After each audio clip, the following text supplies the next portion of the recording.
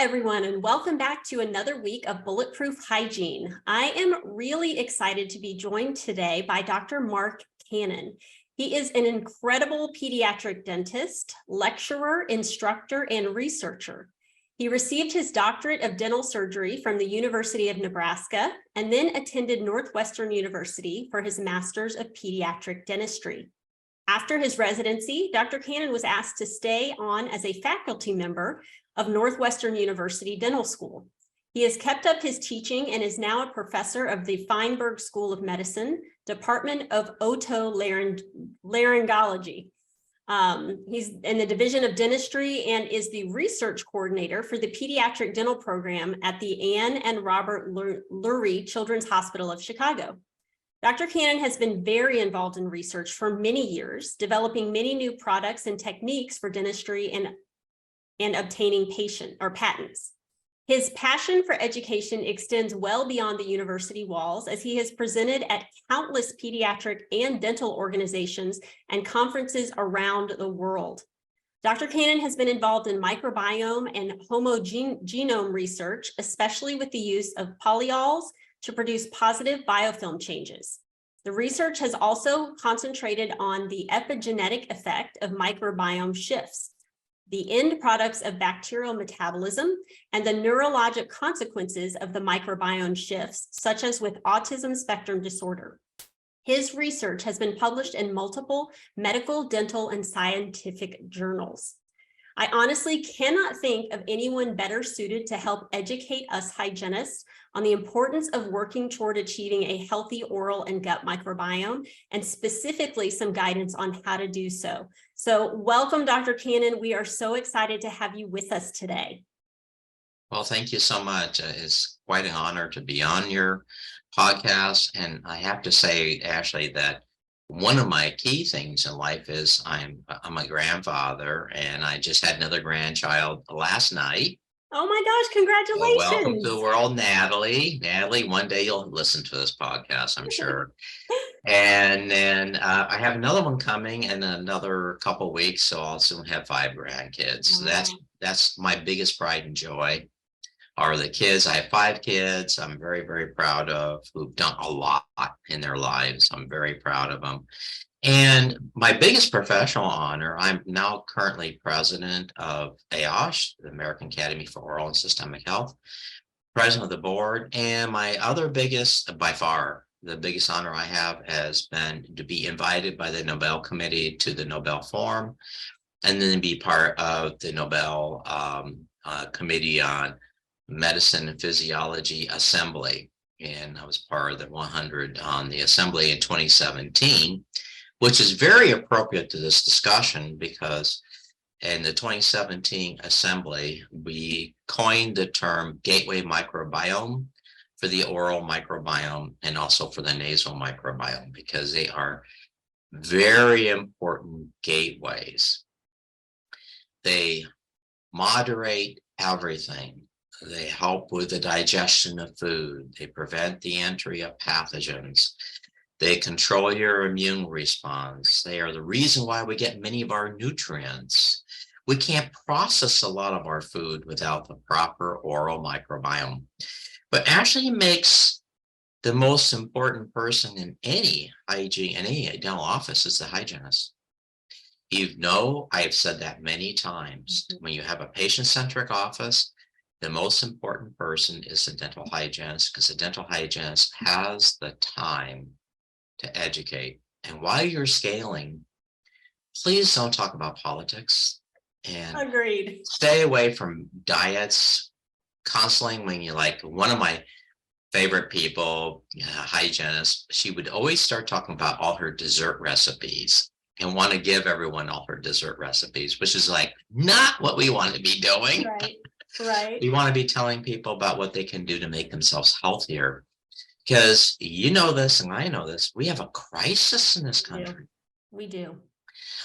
Our average lifespan went down again in the United States. And Dr. Khalif, when asked about this, and he's the head of the FDA, said the reason is misinformation on the internet. You should read his interview on that. Interesting. Yeah, nothing to do with diet, lack of exercise, the fact that our nutrition is so bad because our food quality is so bad, as you just heard. 60% of adults eat processed foods, 70%, well, actually 60% of their diet is processed. And with children, 70% of their food is processed. This destroys the quality of the food and encourages the growth of the pathogens with all the added sugars. Didn't mention that. Didn't mention fentanyl with a 1,300% increase of deaths. Didn't mention crime and the increase in deaths from crime and suicides going up to record levels. It was the internet. Darn that internet. Don't you wish we could just do without it? Come on, everyone. What's it good for anyway?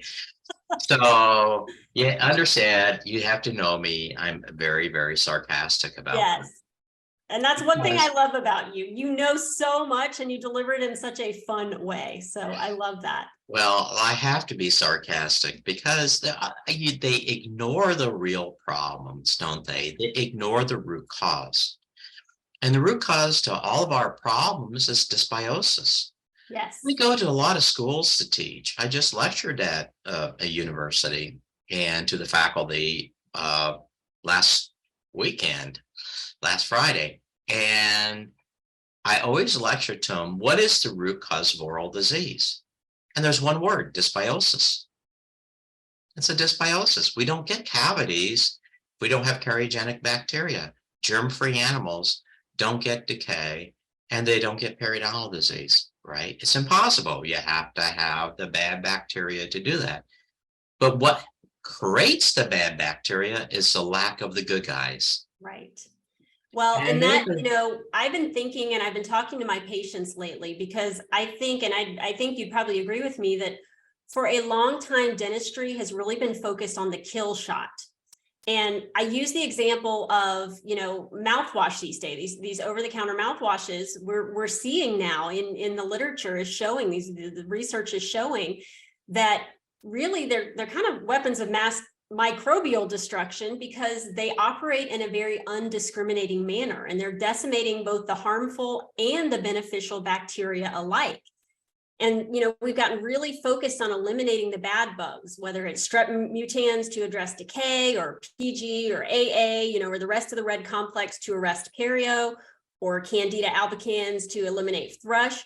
We have spent a lot of time in dentistry, a lot of time and energy really eradicating the bad players, but we really haven't spent much time thinking through what true health looks like when it comes to creating that healthy microbiome community, full of those commensals. And I just want to say, because, I used that word the other day and I had somebody say, what is that commensal? So I wanted to define that before we really got into it. But commensals are organisms that live in close association with another organism of a different species, benefiting from it without harming it. Commensals can obtain food, shelter, or support from the host species.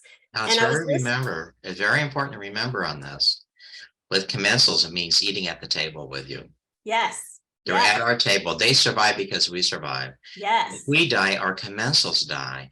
They actually have a vested interest in us. And the example you've heard me use 1,000 times is we're a cruise ship.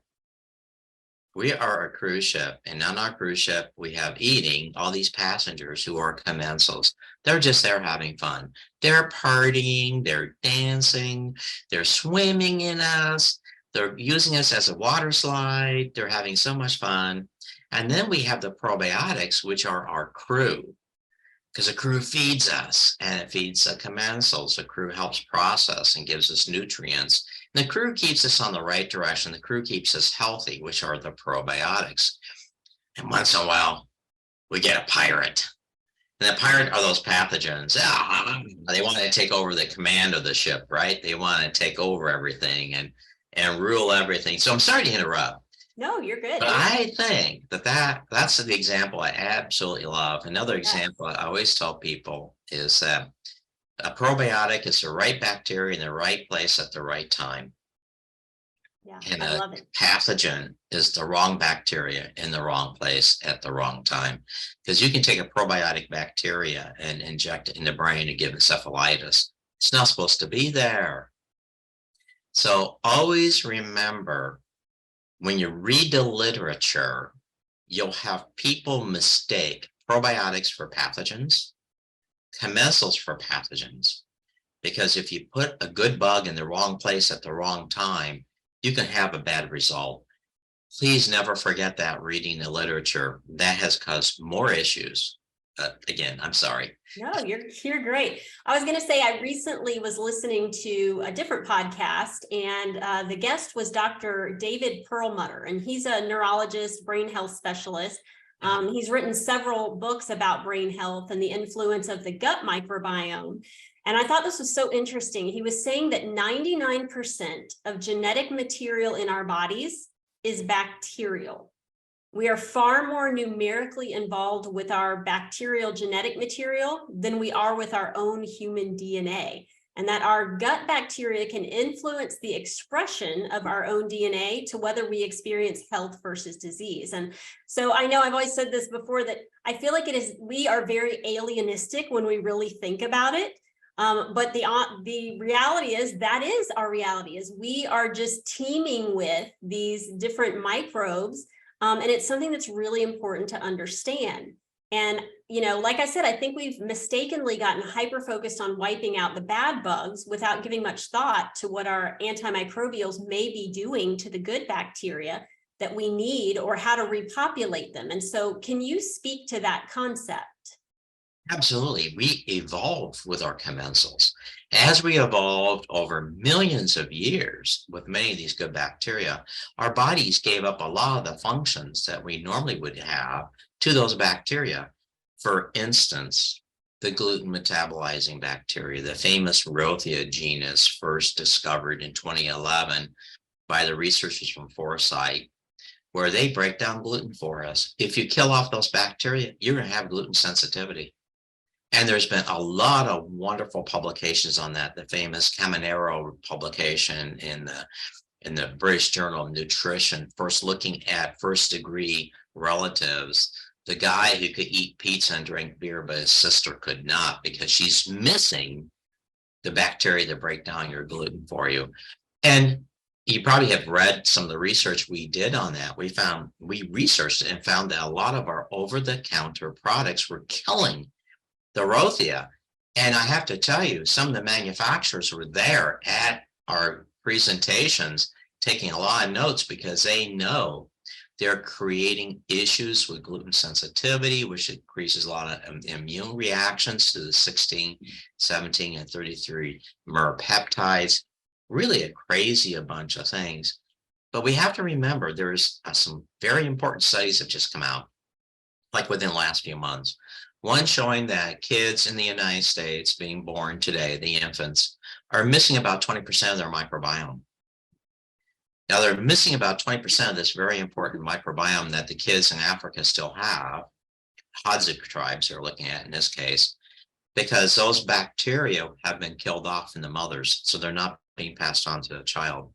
But if you look at the Burkina Faso study published in Proceedings National Academy of Sciences, if you look at that study, it's way more than 20%. We're missing all of our xylitobacters and a lot of our previotellas that break down a lot of our cellulose and xylans that we need to break down. So we don't get the energy we should from the foods we eat, because we used to break down all these starches and fibers, which makes us eat foods that are loaded with more calories or more rapidly available, which pushes us more toward prediabetes and obesity. So by changing our microbiome, we've created a health issue where 1 out of 3 adults are now pre-diabetic in the United States. What are we thinking of? Because we can absolutely change this.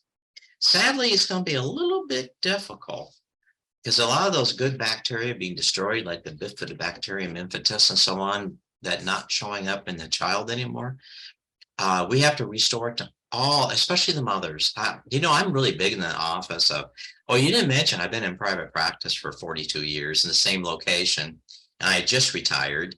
Congratulations. And I have seen, 100, I would say if I saw 100,000 children, at least that it would have to at least be true, considering I would have often 18,000 kids in the practice at one time.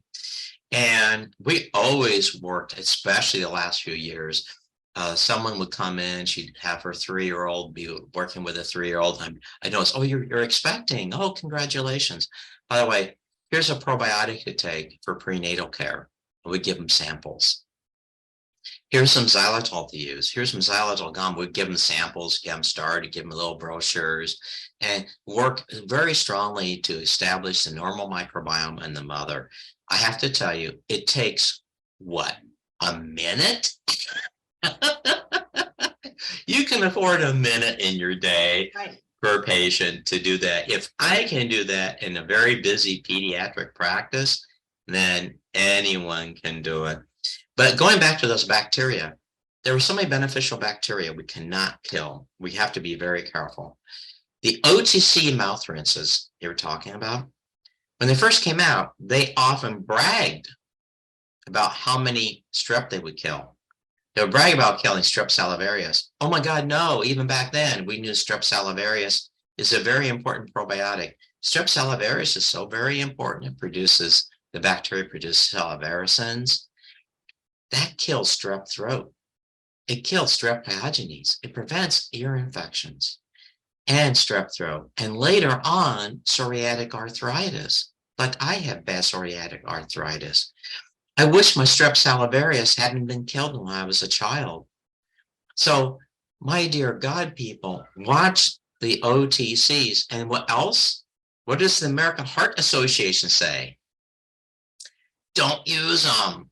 The American Heart Association, because they kill the Neisseria genus. Neisseria mucosa is a very important bacteria that reduces nitrates to nitrites that later become nitric oxide. How important is nitric oxide? Crucial. Blood is crucial, right? Yes. It's crucial. When the Nobel Prize was given on nitric oxide in 1998, two of the recipients, by the way, and not Louis Ignaro, but Robert Furchtgott and Farid Murad. Both Murad and Furchtgott were actually associated with Northwestern University Medical School. And in fact, Furchtgott taught there for 10 years in cell biology. And they actually won an award first at Northwestern in 1997 before they got the Nobel Prize in 1998. But the work on Strep Salivarius was done by Dr. Stan Schulman at Children's Hospital, my institution, back like 20 some odd years ago. And he's fully aware of all the research and everything. And so we always recommended the Strep Salivarius probiotics to help people have a much healthier life, strep throat, ear infections, and it reduces strep mutans, and it reduces the periodontal pathogens. And the Neisseria, without nitric oxide, what are the side effects? Memory loss, cardiac events, high blood pressure.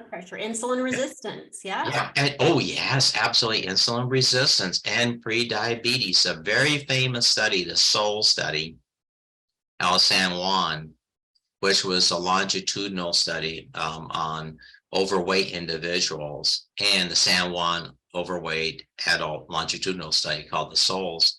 And they followed these individuals for years, and they found that people that use these O2C mouthwashes were going into pre-diabetes, insulin resistance, and gaining weight because they're killing their nitrate-reducing bacteria.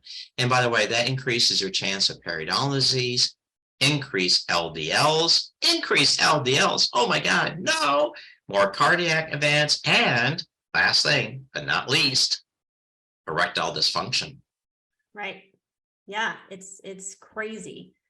I feel like there's so much coming to light, and I know this has been the light for you for a long time because of your life's work.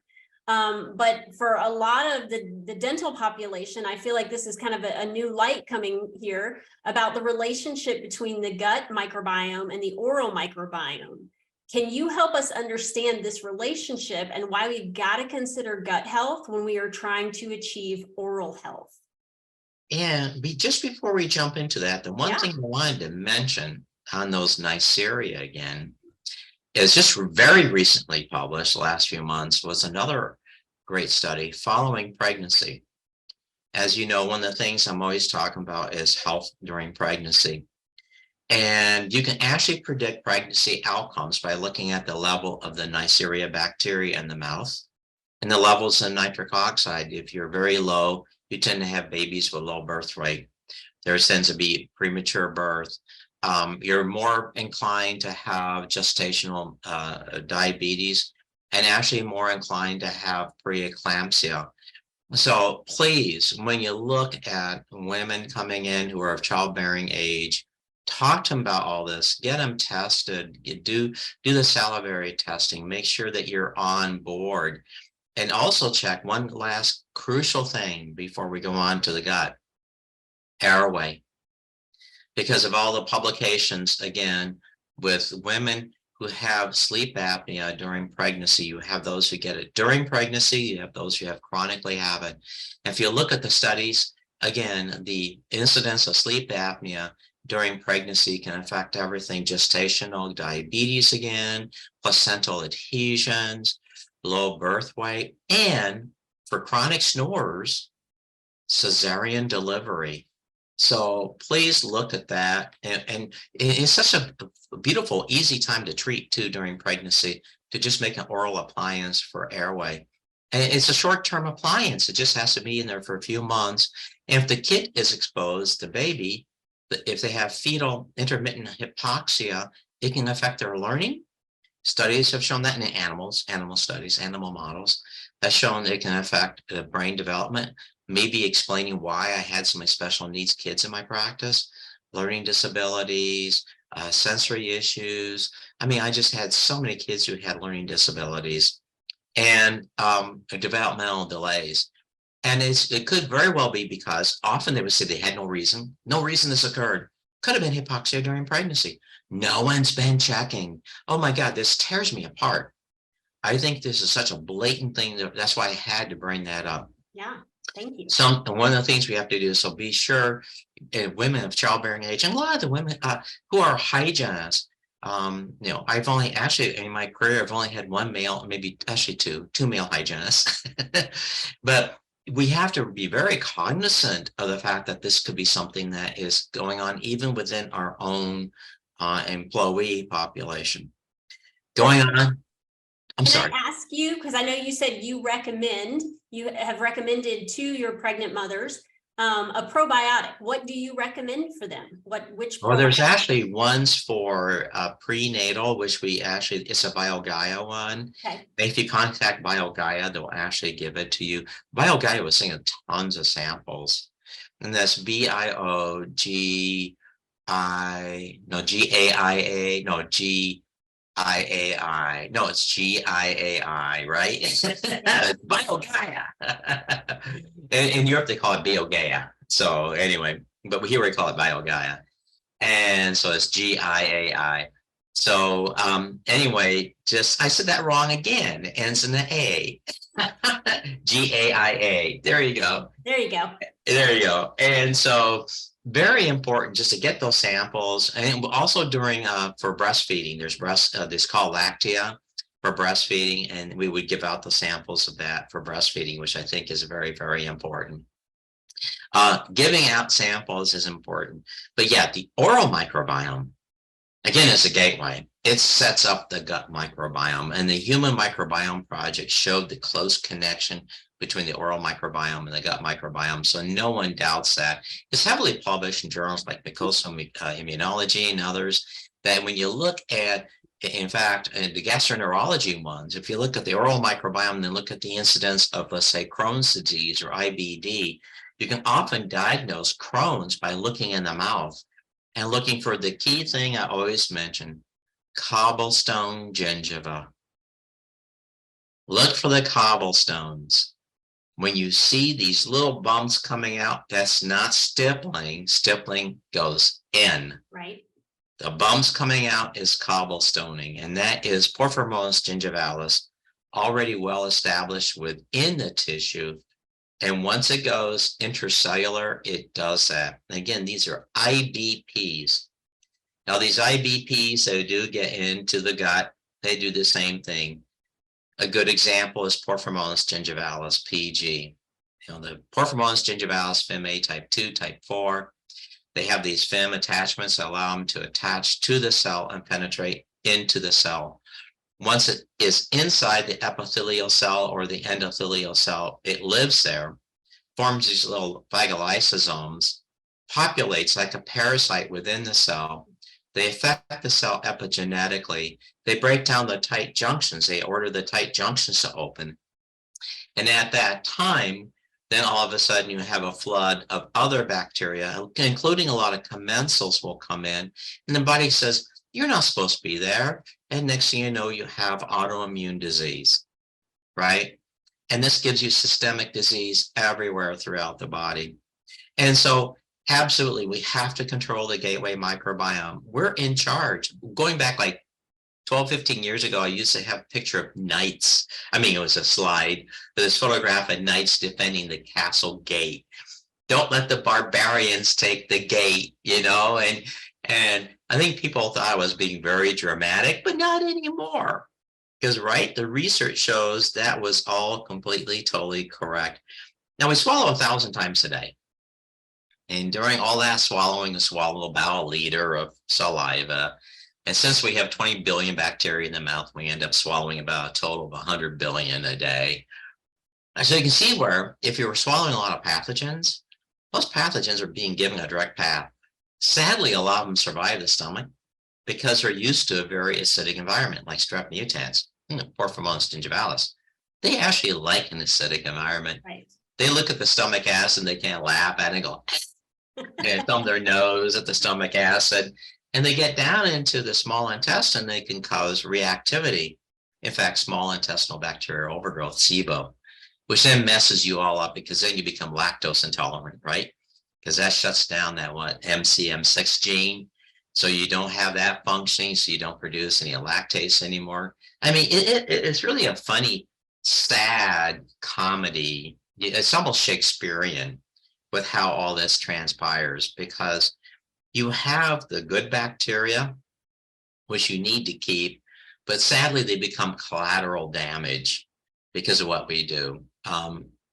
Years ago, I used to show the slide. I haven't in a long time, but it's a beautiful French town.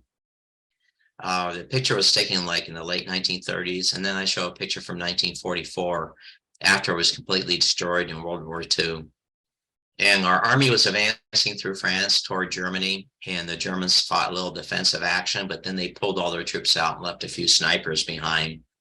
But we didn't realize that, the American army, so they ordered in an airstrike, and a bunch of B-17s flew overhead and completely destroyed the town. In fact, killed a lot of civilians, all collateral damage. We're doing that every day in our practices. We're destroying these beautiful towns and killing a lot of innocent. And it's the only way of looking at it, because once you look at that way, then you know not to do this. Now, once you set up this dysbiosis in the gut, everything goes bad, right? Yes. You suddenly have an increase. Yeah. You have an increase in cancer. Colorectal cancer especially will increase. Fusobacterium nucleatum with a FAT-A mutation. Colorectal cancer. That Fusobacterium nucleatum with that FAT-A mutation should not be there. They're actually bacteria to prevent it. A lot of the bifidobacteria, they're not there to prevent it. Porphyromonas gingivalis. And what big news in that? Pancreatic cancer, along with Leishmania genus fungus. That's again an oral one that got down into the pancreas. Bad news. Candida albicans associated with multiple other cancers. Candida albicans actually produces acetaldehyde at a level that's oncogenic and produces cancers. So, everything's changed since, March 2020? I think it was March, or maybe it was May 2020, published in Science, Deborah Nejman study with over 50 other researchers showing that what drives cancer are often bacteria. That changed everything, that all cancers have specific microbiomes. Now, since then, there's been a ton of articles out there, but you know how long that took for that to make an effect? You're not going to believe this. 100 years.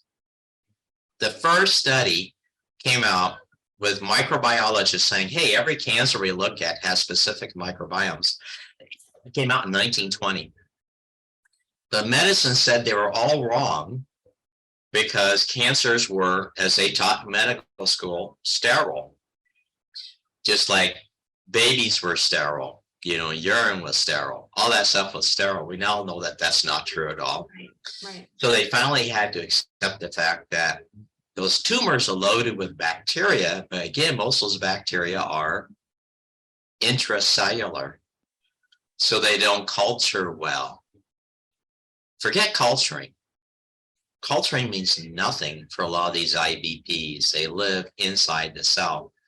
So they cause all sorts of effects, autoimmune diseases that have been associated with Parkinson's disease, so many things. And of course, autism, which we've talked about before, has been autism. So we have to go back to all that great research, like stuff done by Kirsty Argard from Baylor's fetal maternal research, where she went to Malawi and looked over 8,000 women who were pregnant, put half of them on xylitol gum, the other half did not get the gum, followed the pregnancies, followed them for periodontal disease, followed them for pregnancy outcomes. And of course, there was a big change in the population, much less periodontal disease with the ones who are on the xylitol gum. And the ones with the xylitol gums had fewer problems with low birth weight babies, fewer preterm babies, a trend toward fewer miscarriages, but the babies were healthier and ate better. Isn't it time that we start doing this stuff for public health in the United States? Absolutely. Absolutely. Well, tell me, because I'm thinking about it, I know there's a bi-directional relationship. Obviously, we know that if we have an oral biome that's in dysbiosis, that's going to contribute to a gut biome in dysbiosis. And I tell my patients, this is just the beginning of the tube. It's one solid tube, so it's feeding down in. But from a bidirectional standpoint, if we have a leaky gut, if we have a gut in dysbiosis, that impacts our immune system and our ability to heal when we are treating oral infection. In fact, with healing, there are certain lactobacilli you need to have. That's been shown in studies too, that healing after periodontal surgery is affected by the microbiome. And if you're missing certain bacteria, you don't heal as well. And you should tell that to the periodontist. Say before you do that surgery, you got to make sure they actually have these lactobacilli they're supposed to have. They're special species that, like Lactobacillus plantarum, actually helps with the healing post-surgery, even post-scaling and root planing. And so that's why you find other probiotics like Prolax, and they're available in Europe, where they actually recommend after scaling root plane, you put the patient on it so they have better healing. It kind of sets me back a lot, as a very patriotic American, to see us so far behind these other countries, because I do a lot of international travel. I go to the international probiotic meetings. I see what they're doing in Italy and Germany, and what they're doing for diet in the nursing homes in Europe, how they're converting a lot of them to healthy diets to make the people healthier, and how neurologically they get much better. And a lot of symptoms go away. I go like, oh my God, why don't we do that here? We have a lot more money to spend, but we keep spending it on intervention and surgery and not in prevention of disease. Right. So we can heal the gut. There's a new prebiotic that's in patenting process right now. That's a new leaven I just saw research on that actually heals up the gut quite a bit. And of course, the new probiotic that's out, Amancia, or Akkermansia eosinophilia, really does a great deal of healing the gut and reversing a lot of the issues with your insulin resistance and pre-diabetes. That's how it first got discovered, was in the famous Amsterdam studies on it. I think Amancia people should give me a commission, and all the times I talk about their products. There's only one company with it right now, but there's a lot of other probiotics out there. I mean, like Lactobacilli rhodori is a very famous one, and that's from Biogaia. Mm-hmm. And of course, for oral probiotics, we have the Probiotic Pro ones too, with the 3 strep, the Strep rati, Strep oralis, and Strep uberis. But Strep oralis and Strep uberis are killed by a lot of the OTCs. Right. So the research you were talking about on this, which I think is really fascinating, is they've done a lot of research on antiseptic mouthwashes. And besides the fact they increase your blood pressure and all these other issues, is the fact that they will actually only have a benefit for a very short period of time, that the pathogens start to regrow. And after 3 weeks, in many people, they're growing better than ever, because you've actually killed off all their commensal competition and all the probiotics. Yes. So that's why we highly recommend that people stay away from those. And orally, you cannot do better than like a lot of the xylitol gums. I mean, the famous Soderling meta-analysis that came out last year, she had several actually she published, but 13 out of 14 studies, xylitol gum greatly decreased the amount of plaque. And in 5 out of 7 of the clinical trials of periodontal disease, it was very beneficial. You have to realize some of the studies were only for 2 weeks. That's not a very long period of time. And you really want to do a 2-month or 6-month studies, but there really aren't any people out there willing to finance that. The Malawi one was for the whole length of the pregnancy. That's why the results were really pretty dramatic on that. So I think that is really important. And nitrate itself in foods is a prebiotic. So foods hide in nitrate, and of course you can actually one day probably get a nitrate prebiotic you can just chew. Stay tuned. Well, tell us, all of us hygienists that are sitting on the edge of our chair hearing all of this. The magic question is, what can we do? What's your recommendation for the best impact we can make on disruption of dysbiosis and then rebuilding that healthy flora? We're talking oral microbiome, we're talking gut microbiome. Do you recommend addressing both? What do you recommend testing with? I'll say I recently did a bristle test. And I was drawn to that because I liked that they are looking for everything present, good, bad, and ugly. So you can kind of see where you're at with your commensals. But what do you recommend for testing so we kind of really know what somebody's looking like and we know what they're lacking?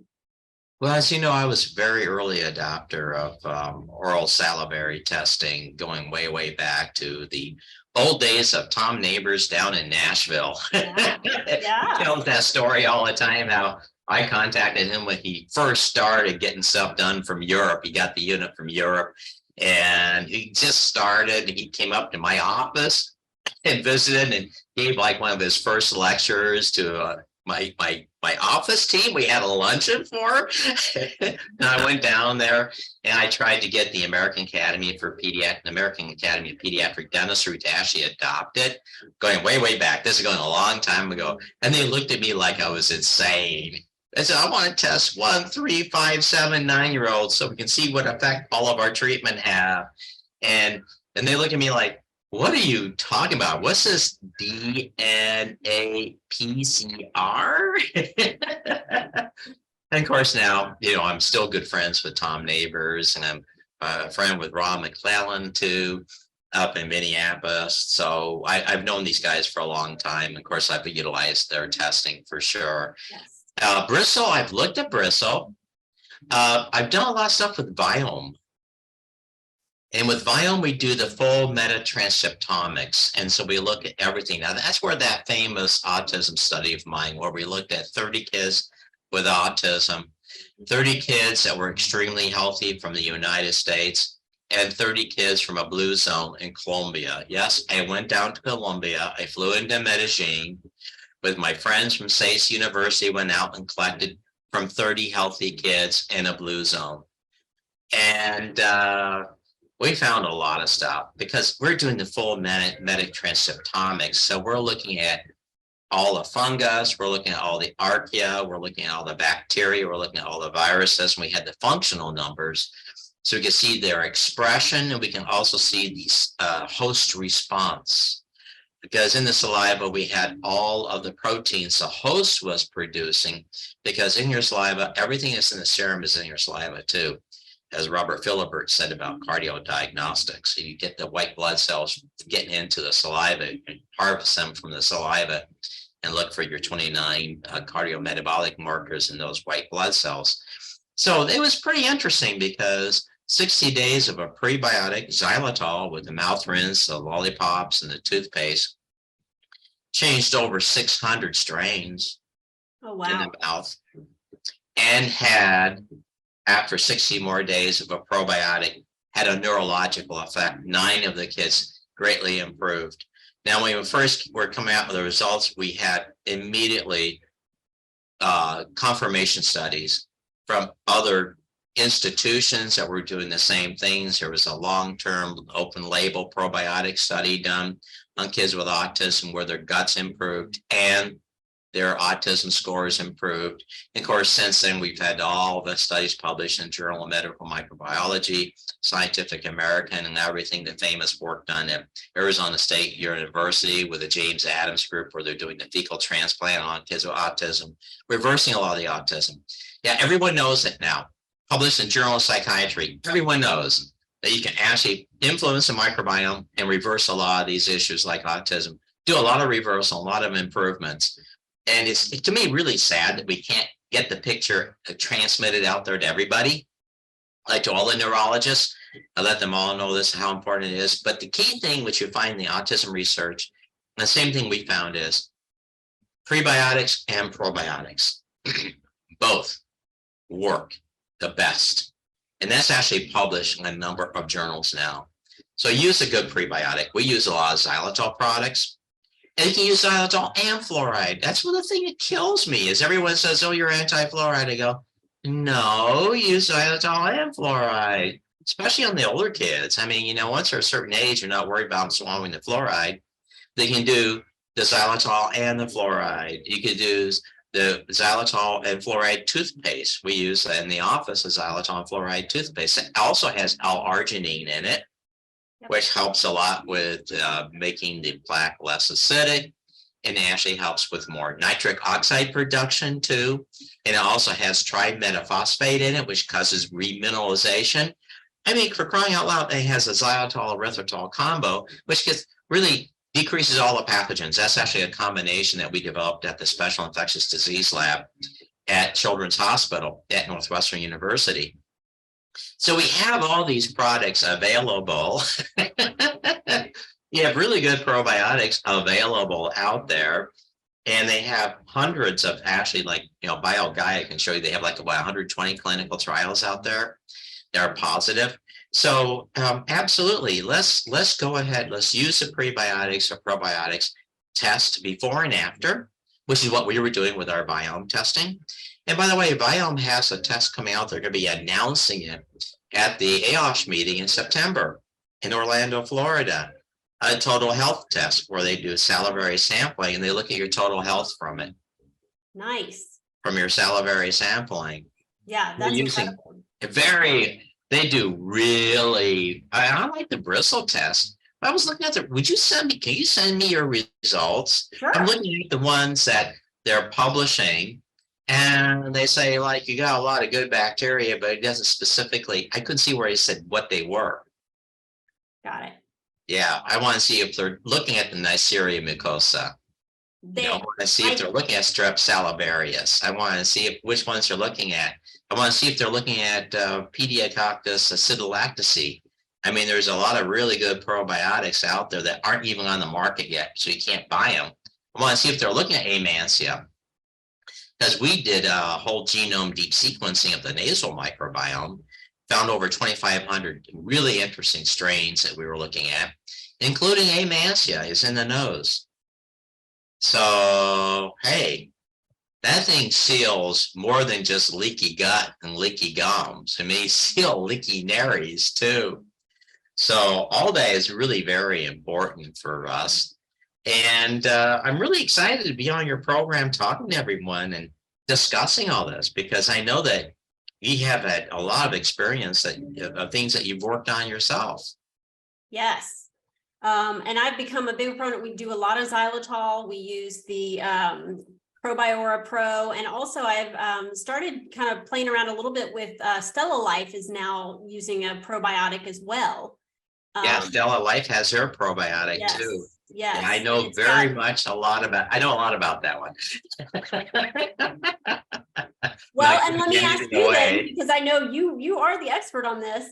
My understanding is, because we do the HR5 pathogen testing, and my understanding is if I'm seeing a patient that has, kind of from the TD, TF, FN, those are going to be more of my Stella Life probiotics with those 7 strains that they have to repopulate, versus my AA, my PG, and my TD are better set up for the Probiora just because of the strains that they carry.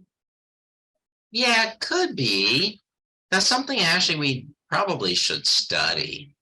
I keep thinking of all the big clinical trials we should be doing, and just hoping one day the NIH would go ahead and help us out and give us some money for the really big, important clinical trials. I mean, they talk about, like the Surgeon General talks about how important oral health is and how oral health sets up systemic health. And they talk about how we have all these wonderful, safe, and effective measures to prevent disease. But from people who've read the whole document, all 300 plus pages, they say there's a word that's missing. The word sugar is not mentioned once.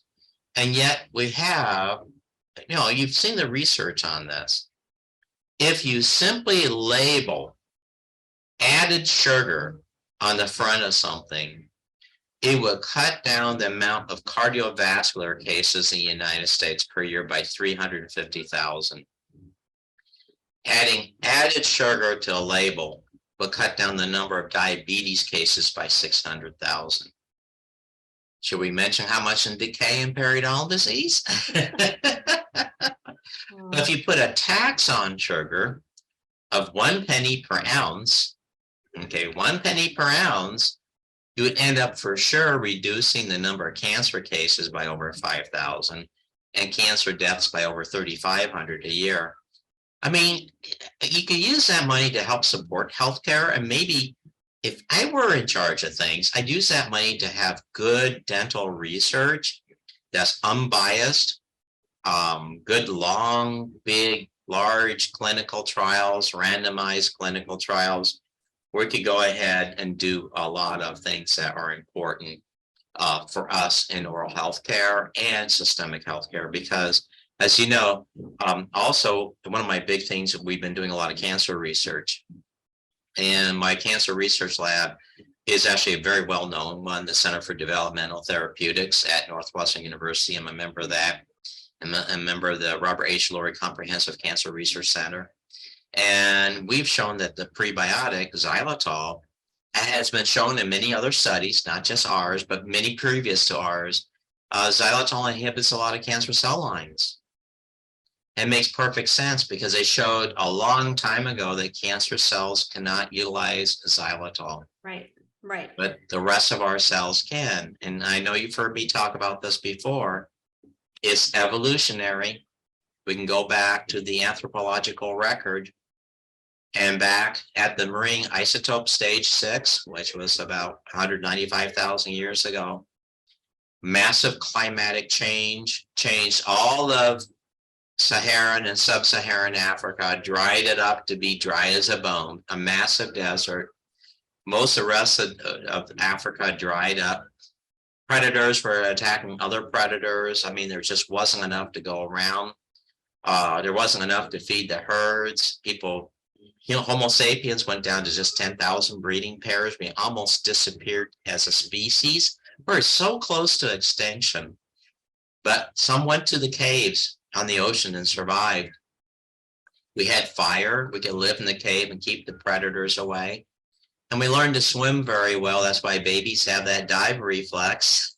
And we lost a lot of hair. That's where we lost a lot of our hair, because that furry hair we had slowed us up swimming. So we lost a lot of hair. And we got our body shape changed to swim better. And we went into the ocean a lot. That's why we love this. Why do you think we love the beaches today? We go to the beach, we feel like we're at home. It's unbelievable. You take a vacation, where do you go? Yep. Beach in Mexico. Why do you think? Beach is my happy place, that's for sure. It's our happy place, isn't it? Well, when we're there, we ate a lot of seafood. We'd go in the ocean and get a lot of clams and crustaceans and eat them. which gave us a lot of special proteins and peptides that cause our brain to develop better. Thank God we did that, because that is actually brain food. They actually have studies showing that increased the number of stem cell activity, changed the folding of the human brain, the cortex. But at the same time, we ate a lot of tubers that grew by those caves, and still do today. Still do today at those caves. And those tubers were full of xylose and xylans. And that's why we developed all those xylobacters to break it down. And we could break it down into xylitol, which is the energy for our mitochondria. And human mitochondria and rats and mice, our mitochondria can utilize xylitol. And of course, cancer cells and mitochondria are ghost mitochondria. They don't function properly. And so the cancer cells can't use it. So it actually increases the death of them. They try to use it, but they can't, and they cannot produce any glutathione. It keeps them from producing glutathione. So your own T killer cells, remember, xylitol enhances your innate defense system against everything. It prevents bacteria from attaching and penetrating into your cells. It prevents it from getting into your macrophages. They can't hijack your immune system. In fact, theories are now that they get inside macrophages and travel to other parts of the body within that macrophage, within the blood. And that's how it gets around too. It hijacks those guys.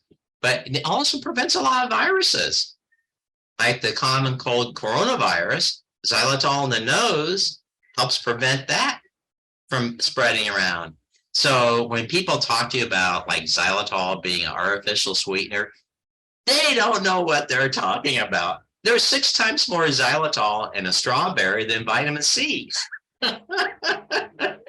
It's loaded in blueberries. In fact, if you want to see a funny list, if you look at the list of what is called the heart healthy things like oatmeal and cauliflower, oatmeal, blueberries are all super high in xylitol.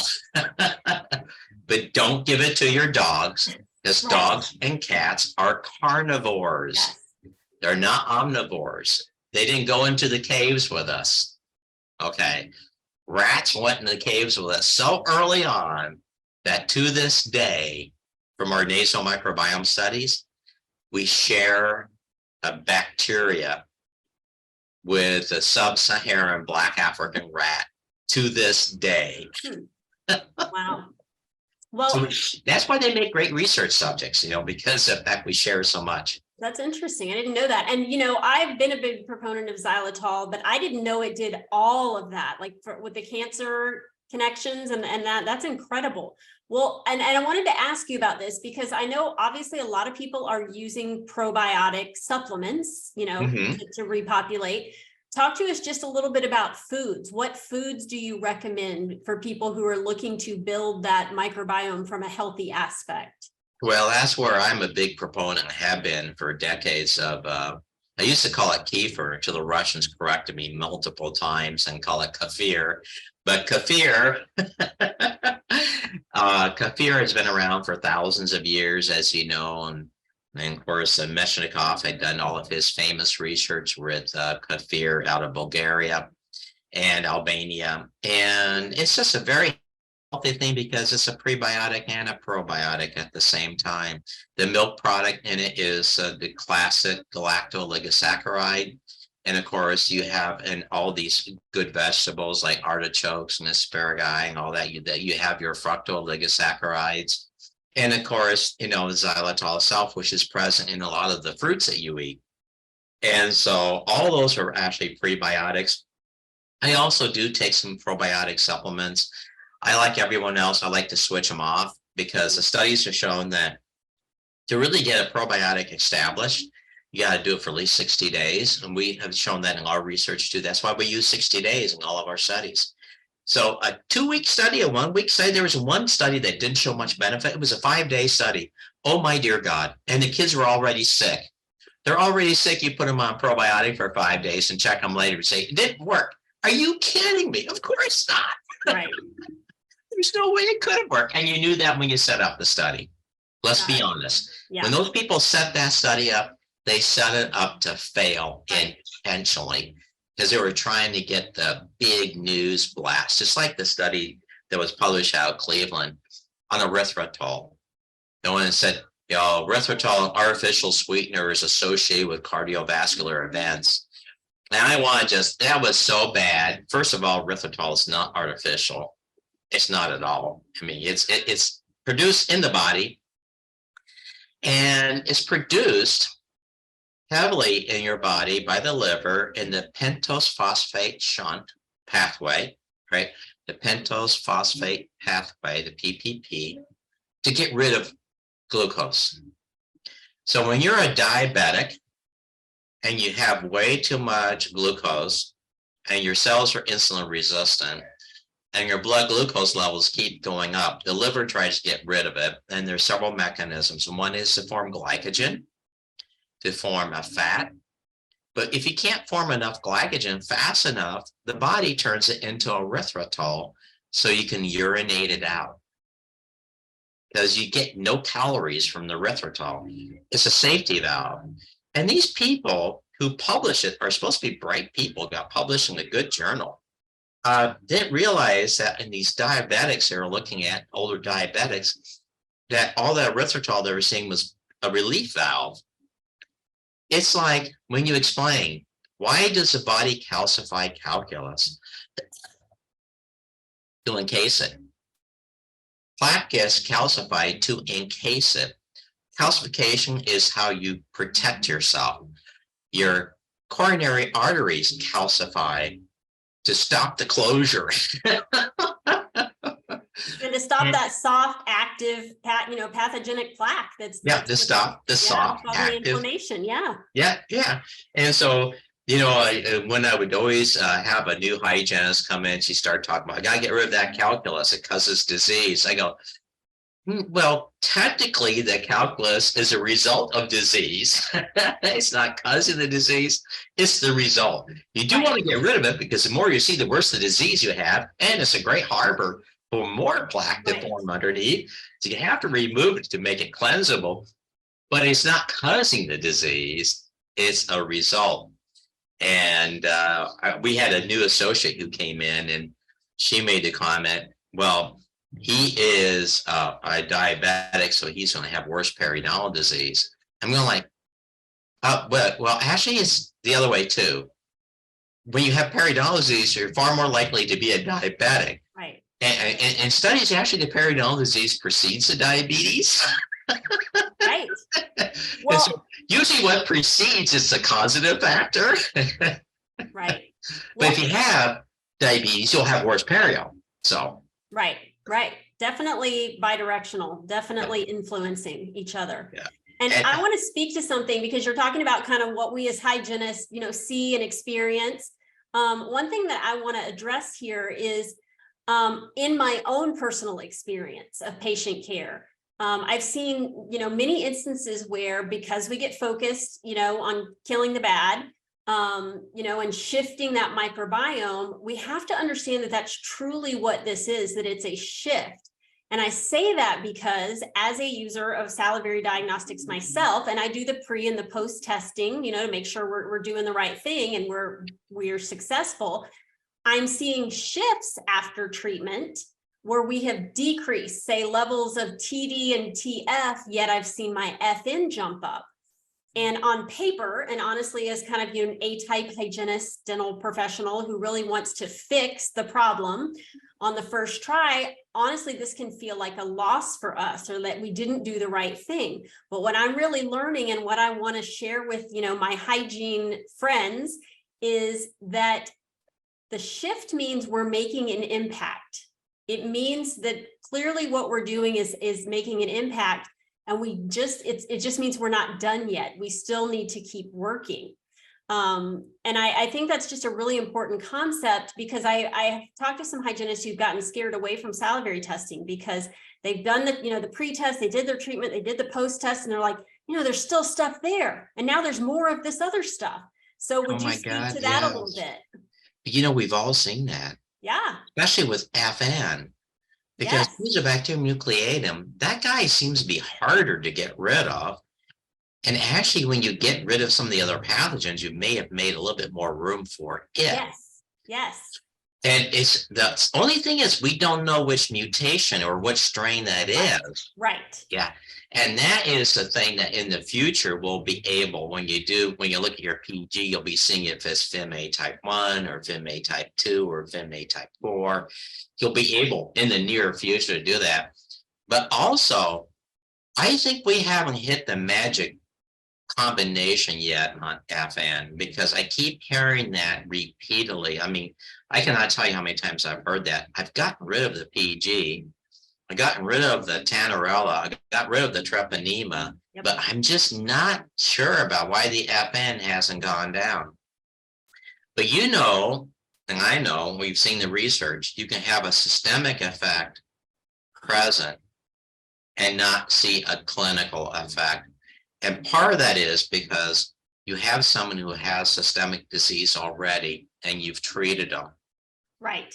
You got rid of the obvious clinical side effects. The obvious clinical symptoms were gone. There's no bleeding on probing. Pocket depth is greatly improved. Plaque levels are greatly improved. But those darn bacteria are still there because they're in the gingiva tissue. Right. They're already in the brain. They're already in the heart. And so we got to come up with some long-term solutions to this. But we're just starting. I mean, you know, we're just getting to the point that everyone's getting aware of the real problem. I was with a group of, and there was periodontists, and I was talking to, it's a big group, lecture hall. I mentioned IBP several times, and a hand went up saying, what's IBP? I go, intracellular bacterial pathogen. I'm sorry, I jumped right to saying that, you know, IBP, because I thought the group I was with was very in tune to what we know about IBPs. But if there are some bugs like strep pyogenes, you can keep it your entire life and be a strep carrier and never get rid of it because the antibiotics won't touch it. It goes IBP and the antibiotics won't touch it. And sadly, the antibiotics can predispose to so many other things too. Right. Now, we got to get rid of strep mutans. And you know, 70% adults have periodontal, but 98% of all populations had a restoration. And strep mutans is an oncogenic bacteria. The last 2 years, they've shown that strep mutans is a bad character with oral cancer, for God's sakes. So, and oral cancer is still 50% fatal. Oh my God, we've got to get strep mutans down and done fast. Yeah. And you're not doing it with an OTC. You're not going to do it with an ACT fluoride mouth rinse. You're not going to do it with Listerine. You're not going to do it with all those other products.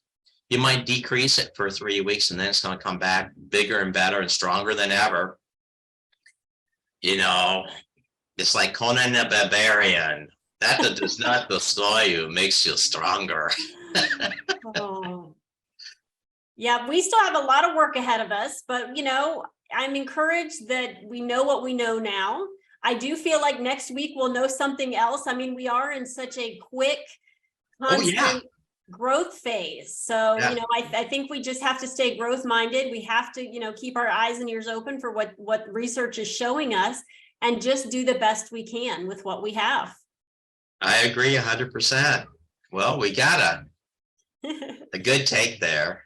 Yes. Well, I want to say that I am so appreciative of your time with us. Honestly, your dedication to our profession, your fascination with microbes, and the work that you put in to make such a huge impact in the world of pediatrics and dentistry and just total health. And I want you listeners to know I'm going to post, I'll attach the link to Dr. Cannon's website here on the show notes so that you can kind of check more out. He's got so much information. He's got so many lectures out there that are really worth your time and investment to understand this. But, you know, thank you for being a leader in this arena for us. We will keep our eyes and ears open to you.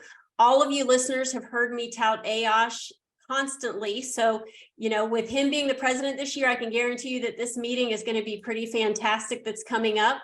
So you don't want to miss that. Look into that. Make sure you make that. And Dr. Cannon, I really appreciate your time. Thank you so much for being with us. Thank you so much for having me. I really appreciate it. And thanks for spreading the message. We're here to save lives every day. That's our motto. And we're here to unite medicine and dentistry and all healthcare providers. And it's very, very important that we get that done as soon as we can for the health of everyone, including my new grandbabies. That's right. That's right. And congratulations on that. Thank you again. Everyone have a great week, and we will see you next time. Bye-bye, everybody.